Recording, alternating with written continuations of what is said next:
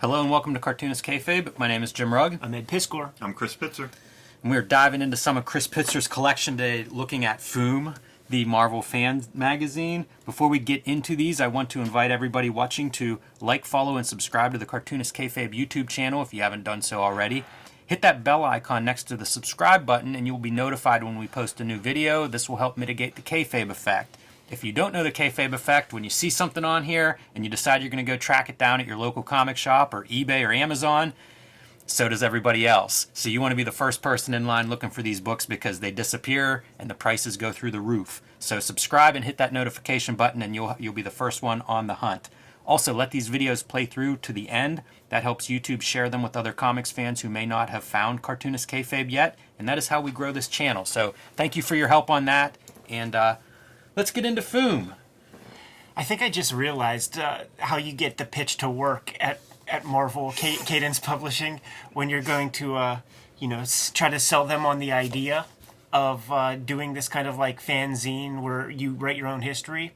You go to Stan and say, Stan, fuck Spider-Man, fuck the Fantastic Four, fuck the Hulk. I want to put you on that front cover in your best George Washington dollar bill portrait. What do you say? Do it. That is amazing. And I think you're onto something there, Ed. It's hilarious, though, because it doesn't look like the Stan Lee that we know. What's going on? Stan experimenting with the early 70s, growing the beard, and maybe living that West Coast life, or dreaming of it at least. Like I said, I love the turtleneck that he's wearing. Hair's longer than in the 50s. A lot more of it, too. Greetings, O seeker of truth. So, FOOM, an acronym, fans of old Marvel, right? Right, that's my understanding. It was a membership club devised by Steranko. I'm a Steranko nut. I love his designs. I mean, just look at this type back here for issue 3. And it's such Steranko. Like, you see this, and you've seen enough of it associated with Steranko that's clearly Jim Steranko. Or, this column of type, that's Steranko. And so I eventually put this on my radar and, went about collecting the entire run as well as, a little bit of the membership kit. And I don't know how much the kids would send away, but you'd send $6-7 away. You'd get an issue of this. And man, I don't know if it was that high. Yeah, it probably was Early like $2.95, 70s. yeah. What a bold choice for an issue 1 cover. Definitely. Not even having a big logo on it, but going with Stan's smiling mug and letter from Stan to the fans. And man, two-color. Yes. Yeah, that is worth noting, and we'll see it again and again as we flip through here. But a really interesting printing choice. Looking like Ken Wind from the Sienkiewicz Electra Assassin. Good call. Wind like the air, not like the watch. That's right. So get your origin in here, and whenever I open this, the first thing I think of are some of those Steranko histories of comics. Yep. And he's coming out of Supergraphics, his publishing and design company, and just, I mean, this is a Steranko book. Yeah, and media scene, comic scene. He loves the grids, the 3 columns right here shown. Interesting production choice, I was telling you guys earlier. These are not saddle stitched, these are glued, and I do not know why that decision was made unless it was a little bit more affordable for some weird reason. Printed in the USA, so this must be a printer that Steranko liked to work with, I guess. I saw that the editorial assistant is Ken Brusnak, and go to the Gary Groth shoot interview that we did to hear some stories about when he and Ken Brusnak lived with Jim Steranko and were doing gopher work for Supergraphics. This is kind of like a dirt sheet. It's not totally straight. There's a lot of kayfabe still maintained, but it does feel like this is for that next level of fan, because look what we're seeing. Yeah. Again, not Spider-Man, but rather the Marvel bullpenners, the talents behind these books. And leading with, of course, starting with Stan the Man. And more proof why I think Mark Maron is the perfect guy for the biopic of these days, especially this era. He'd fit right in. John Buscema. A rare shot of him. Roy Thomas looking like a kid. Like angelic and shit. Yeah. The young second wave, the fans coming in and taking over. Joe Sinnott. Yeah. Another pretty young face. We saw him in a Comic Scene magazine in the early 80s. So, 10 years after this, looking a little bit different. But a nice picture there in studio. And you see his tableau with the tools. This would have been the thing you're the aspiring comic book artist that gets your FOOM subscription, and now you're digging into those tools. You could see late period videos with Joe in it where he has like the same straight edges he always used and just like chunks taken out of them, plastic Yes. rollers and stuff. It's like, oh, I've always used this. It's always treated me well. And Jerry Conway, longtime comics writer there. Oh, somebody filled it in. Elder. Yeah, I assume is this your not me, no, printing, no, Chris? no. We do like crosswords, but I was looking for that 162 Clue, an old one. Man, Elder. Will. I'm so disappointed I looked. Thought Marie Severin snuck one in there, huh? Yeah, I was looking for chicken fat inventor or something. So here's an example of this two-color printing that we mentioned at the beginning. Pretty unusual, but you see where those two colors gang up and you get your dark lines, so it's almost like 3 colors plus the white of the page. I love how these comics look in this kind of color scheme. because really, I feel like this is the only place you're going to see it. Yeah. Right? Yes. They don't reproduce these anywhere. Yeah, it's pretty Films aren't rare. collected. And it's a cool way to show, like, we've seen Fantastic Four issue 1 cover now a million times reproduced in different ways. Pretty unique reproduction of it here. Yeah, getting Ken Brusnak to cut those zips, man, for that background color. Look, in little Mad Magazine, to FOOM or not to FOOM, up there in the corner. Some marginalia. That's right. Looks good in the blue color, though. I this is the advocate for don't just go to default black ink on white paper, especially in today's world where we get to just print everything we want in any way Ooh, we some want. checklists.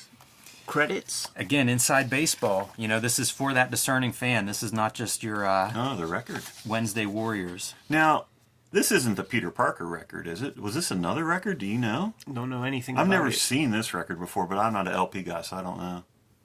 Jason Yeah, I can't Hamlin? even guess. I'll have to ask him. Sold over 150,000 copies at $5.98 retail, and now they're offering it for $3 On the for members only. On the Buddha label, too.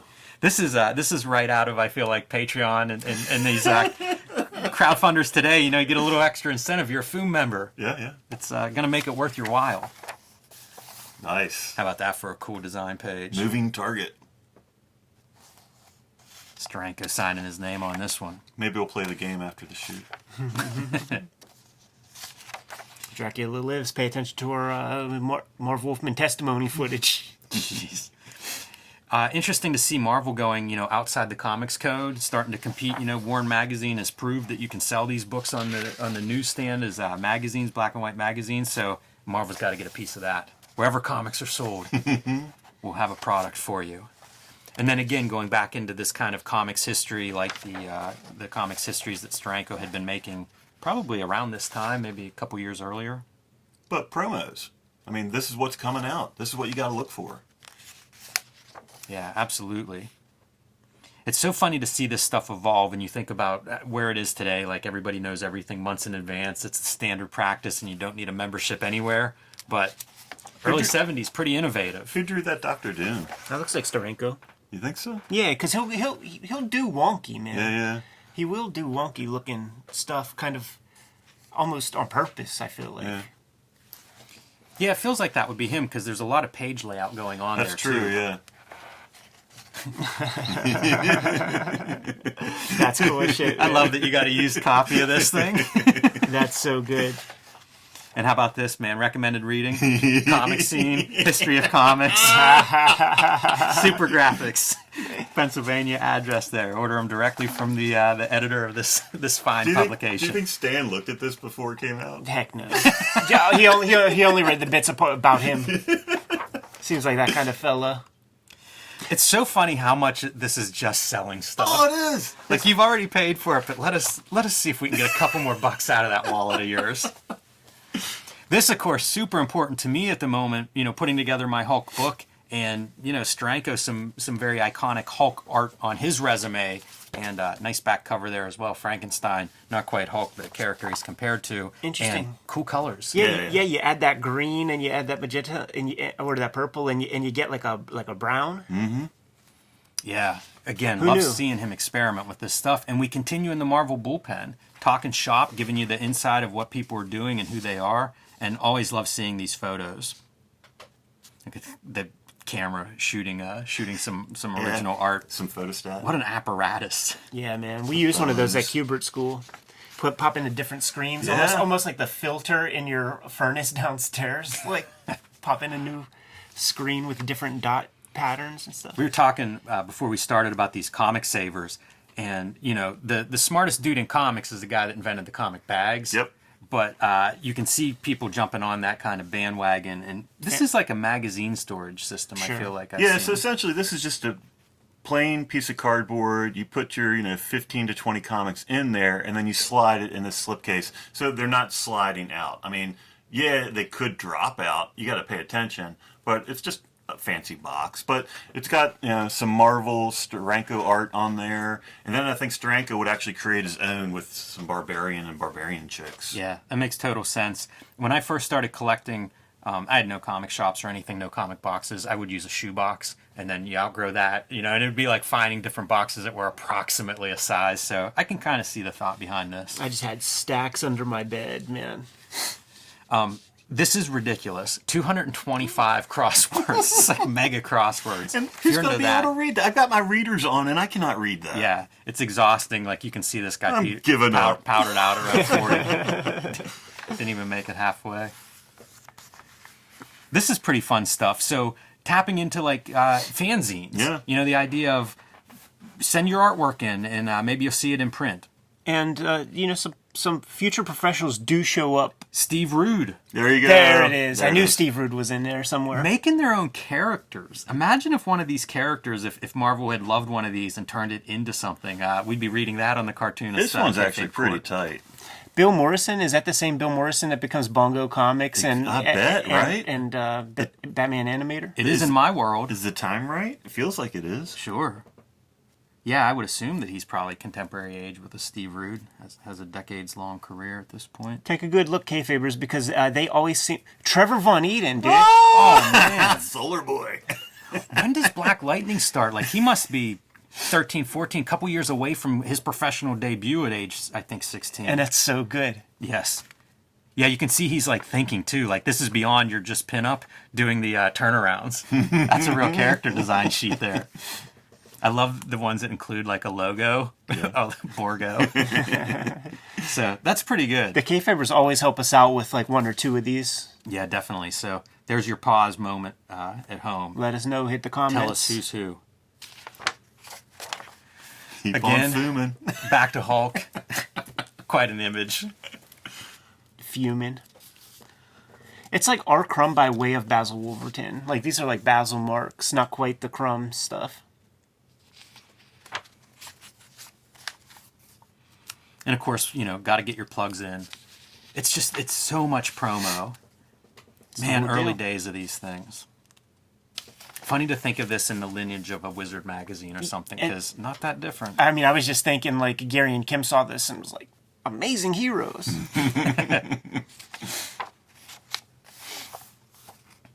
This is some of the stuff that I was looking up, putting together. The Hulk Grand Design book collection is just this idea of like the different Hulks, the different styles that these guys would bring to it. Through the decades.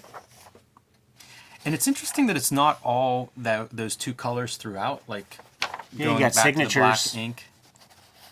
Yeah, I wonder if that's a cost-saving measure. And this stuff, this has Steranko's fingerprints on it. Yeah. Funny that that's the kind of work he's doing here.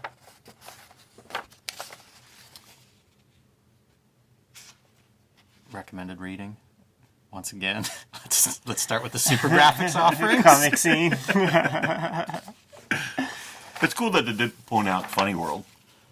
Yeah, I saw Comics Buyer's Guide. Yeah. Graphic story. Wonder World, graphic story. It is interesting. It's almost a survey of what's available out there besides comics, but about comics. Exactly. They're hitting the fanzine. Yeah, I mean, the exactly. fans and fandom. Heritage. Could that be a precursor to the auction? I wondered that, but this one, the couple heritage things I picked up were out of Georgia. I see. And, the heritage we know is out of Texas. Yeah, this is the New York address for them here, so maybe just a word that makes sense to everybody. Yeah, It's it's like a good word graphic. for- Graphic is everywhere. you Yeah. know?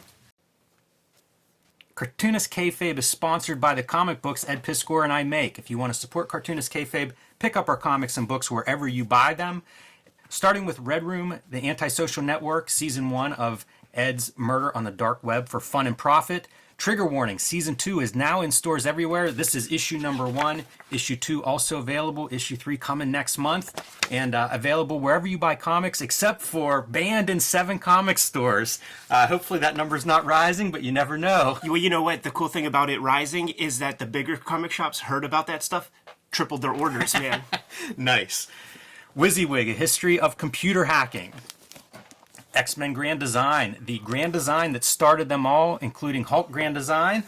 Can't wait to see 3 oversized volumes of this available. Can't wait to see what your cover looks like when you put yours together, Jimmy. And Hip Hop Family Tree, A History of Hip Hop, available in 4 treasury-sized editions or 2 beautiful box sets.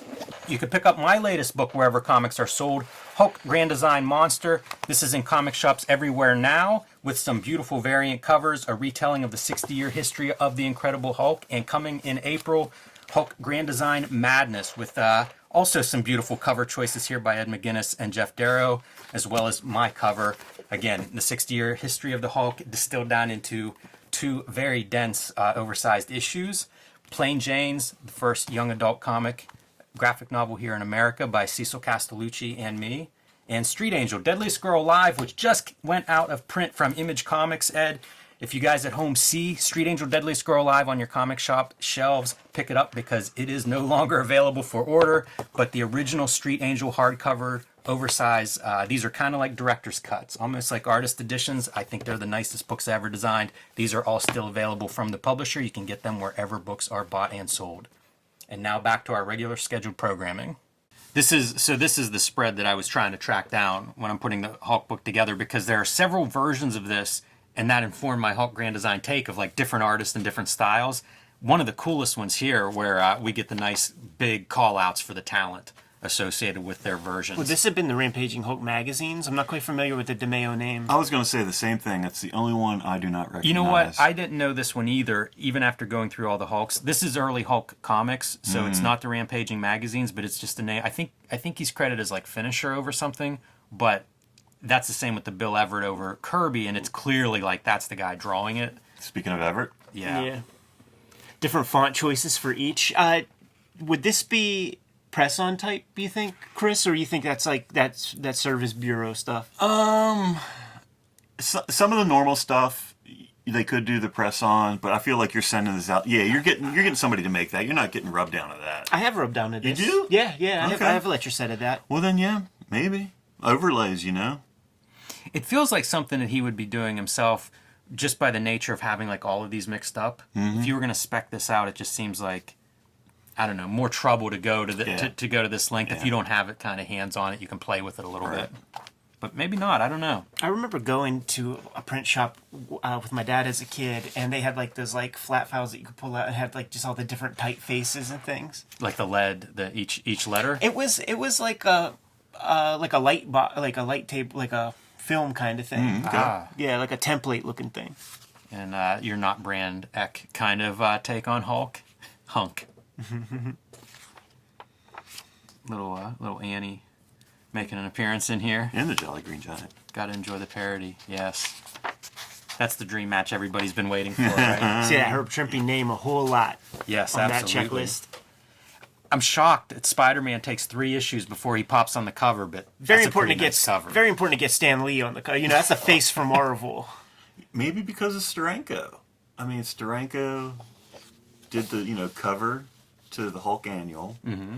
Did Steranko ever do anything with Spider-Man? Yeah, so I was going to say, is this the one Steranko Spider-Man illustration? Is that cover? Steranko? I mean, it must be, right? I don't know. The buildings kind of look like it. You're right. That musculature, it looks different than a lot of the musculature I've seen with Steranko, though. But I mean, I feel like we got to automatically kind of assume that Steranko's paw prints are all over that. Did you see it was getting shipped out of Reading, PA? No, I didn't notice that. It was on the permit on the back there. He's fulfilling the... Or the printer is. Or he is, yeah. I wonder if So maybe Stan really isn't seeing any of this thing. Gil Kane, I see him off the bat. Yeah, Ken Meyer and Don Sprankle. I don't know Don Sprankle. Not a name I recognize, but more bullpen bios. I was going to say I didn't pay attention to issue 2, but now we have Steranko doing the editorial lead-in. I think he does do that Okay. in several of these. Ooh, the B-boy stance. He's the contest winner. That's amazing. There's so much Kirby. I see so much Kirby in that. Yeah, it looks like that Blastor character. And of course, got to get some Stan in there. Wouldn't be a fan publication, right, if you weren't hearing from Stan. And more of these contest entries of future comics makers. Seen a Tom Lyle in there. And once again, Kayfabers, give it a pause and let us know, which future Eternity Comics talent first appears here. Man, some of these character designs are wild. Like, look at that guy's mask. That looks like such a BDSM piece. I mean, and then you go like this. I was waiting for you to start to sing the Demolition song. Yeah. And then I got scared away. Is Ed. that the axe or is that the smasher? You think that's Steranko providing art there, probably? It's so funny because, like, The hand looks like it. the things that you could always tell by artists are faces, like when you see eyes and stuff, and to have that obscured, Yeah. you don't see it because, like, you got to start to rely on lats and stuff, and it's like I don't have enough of a Steranko vocabulary with like his lat treatment. It's a neat drawing. Or his whoever's doing obliques, it. I should say. Like, look at those like heavy lines. Not going black with your shadow, but that's a big wide brush stroke that he's making there. Yeah. And also, his head's not oval. There's the little indentation for cheekbone. It's that wonky kind of one that Bernie Wrightson would do. He would have that kind of an approach. Yeah, it makes me think of like the early days still of Spider-Man, 10, 12 years into this, but Nice little symbol. Very Yeah. Steranko. Yeah. Yeah, he likes shapes, man. He likes your. He's Steranko's Bauhaus, man. He's squares, circles, triangles. far out fanfare and infumation. Guys, Going are horror. tough audience here.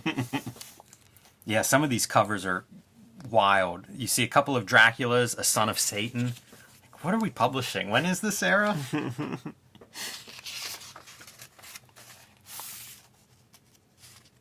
Coming up with these games is just funny. Are you supposed to like cut these out, do you think? Yeah. Or redraw them. Skillogram. It'll make the, once you put them in order, it'll make a picture. That's pretty sweet. Yeah. Some fancy type layout, right? Justified. Don't see that very often. Not sure how great that is. It's kind of a rough edge that you're reading on, but it looks really great as your layout. Smart enough to go just one color with the plate with that type, so you don't get that off registration and just destroy a boy's eyes. Yeah, for sure. There's no way anybody's capable of making that work back in the day. You can even see like the web where it's being off register. 3D. It's another smart choice though is going with your white or with your red one color in the inside to get nice sharp lines. This is really beautiful. I feel like if registration and all that stuff was like easier to do, like this would be a white line on Spider-Man's mat. I love the way that looks compared to the black. It's just impossible to do that in print in any clean way. I guess just this is a comprehensive Spider-Man checklist. Yeah, is index. what you're getting there. How cool is that? That's really great. I like seeing a little ballpoint pen too. Like I don't understand how like I was looking at this like weird word pyramid thing to try to figure out how that. A short word, A. Indefinite article. This is the lamest, least exciting word pyramid thing. I've never seen this as a game though. I feel like it didn't quite catch on. Pretty weak. But Anagrams though. I'm imagining young Dan Clowes having some fun with the anagrams. okay, 23. I don't know. I was just trying to. Yeah, I'm not the young Dan you know Clowes. what? I into think anagrams. that's what this Spider-Man up here is trying to figure out the anagram down there, maybe. Yeah, you know one of these is Spider-Man, right? Gotta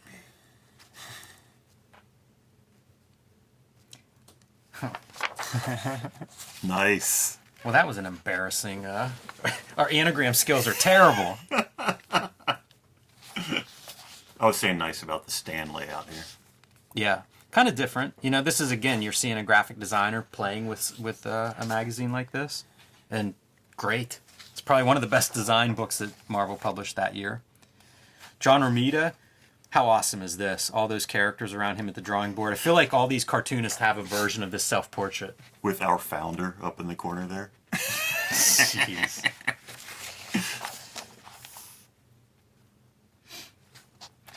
And do you think that that's a choice to run his, because the whole thing's not that off register, so it feels like that may be a choice, or is that something that as Is you it the get further paper away? shifting? Yeah.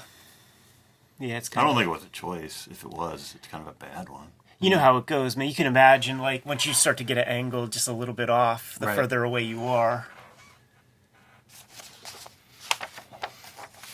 And of course, Spider-Man coverage, since this is the Spider-Man issue, and again with the comedy at the back. Nice. How long did this run, Chris? How many of these do you have? 8 or 9? I think it's. I mean, Kayfabe can tell us, but I feel like it's 20-some. Wow. Yeah. Wow. And was- there's a. I thought you said the first Wolverine was in issue 2, but there's yeah. like they say that like one of the later, like 9 or 10 is I think the first X-Men before X-Men came out. Yeah. The new X-Men. That Right. you know, that's the fun stuff in sort of comics history, and you see people are starting to get hip to that kind of stuff, like picking up the expensive issues of Amazing Heroes are the one with the solicitation for Ninja Turtles #1. Right. The first appearance of the New Mutants was like Amazing Heroes 15 on the cover or something like that. Like one of those early Amazing Heroes. Like people are getting hip to that shit. And that X-Men one was the last one I got, and thankfully a retailer came through for me. But it's also all written in, because I don't care about condition really for these guys. Well, pretty cool to see these. Not a magazine I see very often at this point, and kind of fun to flip through. This is Marvel's so exciting at this time period. Their connection they're building, we talk a lot about the universe construction, but that connection to fandom is just, you see it here. It's everlasting, and who knows, man? They still might be profiting off of the mailing list that they put together back here in 1972. That's true. Jeez. It's a big part of a magazine publisher's income stream, man. Selling those addies. Guys, good to go? Yes. Yeah. Chris, why don't you drop a plug, man, and then we'll get out of here. AdHouseBooks.com. All right, Kayfabers, like, follow, subscribe to the YouTube channel, hit the bell. We'll notify you when new vids are available. Jimmy, what you got? Hulk Grand Design Monster #1 is in comic shops everywhere as you watch this video, assuming it's not sold out yet. Hulk Grand Design Madness will be in shops in late April, so if you haven't reserved that copy already, go ahead and do that. It's a retelling of the 60 years history of the Incredible Hulk in 2 double-sized issues. You want to add that to your collection. And join me on patreon.com/JimRugg. Red Room Trigger Warnings, issue 1 and 2 on the stands as we speak. Murder on the Dark Web for Fun and Profit is the name of the game in Red Room Comics. Banned in 26 countries, banned in 7 comic shops. You can read these comics before they hit paper at my Patreon. Patreon.com/EdPiskor. $3 for the archive there. More than 200 pages worth of comics up there as we speak, and I put new strips up every Tuesday. Hit up my link tree in the description below this video. You could pre-order the comics, hit the Patreon, all that stuff. Jimmy, what else do we have? Subscribe to the Cartoonist Kayfabe e-newsletter at the links below this video. You can also find Cartoonist Kayfabe t-shirts and merchandise at the links below this video. That's another great way to support the Cartoonist Kayfabe channel. Jimmy, give them those marching orders. We'll be on our way. Make more comics.